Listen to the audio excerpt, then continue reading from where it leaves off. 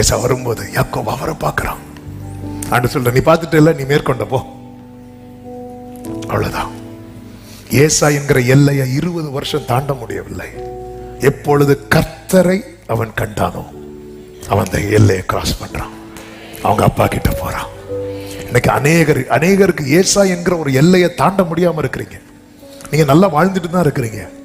2 பரிவாரங்கள் இருக்கு. 2 பரிவாரம் வேண்டாம், எல்லாமே இருக்கு. உங்களுக்கு எல்லாமே இருக்கு, சூப்பரா இருக்கு. வெறும் கோலும் கையுமா போன இடத்துல சொத்து சுகம் எல்லாம் இருக்கு. ஆனா ஏசாவை தாண்ட முடியல.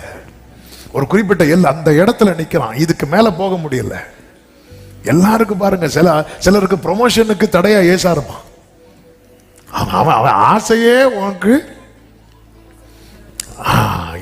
யாக்கோபை கொலை செய்ய நினைத்து தன்னை தேற்றிக் கொள்றான். சரி சரி சரி, அப்பா கதை சீக்கிரம் முடிஞ்சிடும், சீக்கிரம் முடியும் நினைக்கிறோம். கதையெல்லாம் முடியாது. அவர் கடைசியா சொல்லி ஃபுல்லா மட்டனும் சிக்கனும் சாப்பிட்டுட்டு இருக்கிறாரு.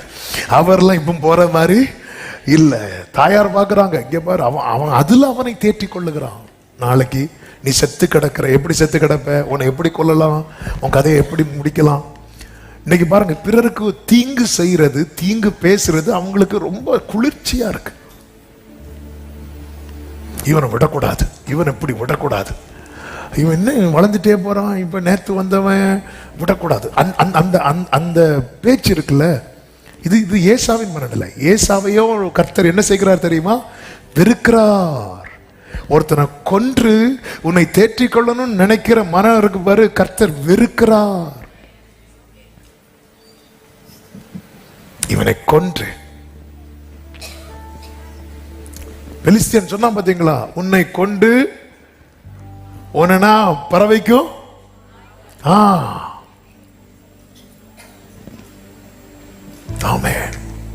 ஆண்டவரே, இந்த எல்லை என்னால தாண்ட முடியல, இதுக்கு மேல என்னால வளர முடியல ஆண்டவரே, இதுக்கு மேல என்னால முன்னேற முடியல.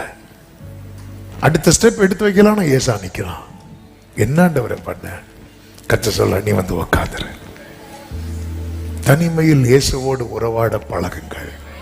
இன்னைக்கு அநேகருக்கு ஜெபமே இந்த சர்ச்சில் வந்து ஜெபிக்கிறதோட முடிஞ்சு. தனிமையில் இயேசுவோடு கொஞ்சம் டைம் ஆனாலும் பரவாயில்ல. அவன் இரவு முழுவதும் உட்கார்ந்து இருக்கிறான். அவனுக்கு தேவை வர பாத்திரணும். அவன் சொல்றான், நான் கர்த்தரை முகமுகமாய் கண்டேன், முகமுகமாய் கண்டேன். நீங்க எவ்வளவுக்கு எவ்வளவு தேவ சமூகத்திலே காத்திருக்கிறீர்களோ அவ்வளவுக்கு அவ்வளவு அவரை தரிசிக்க முடியும். தேடுங்கள், கண்டு அடைவீர்கள்.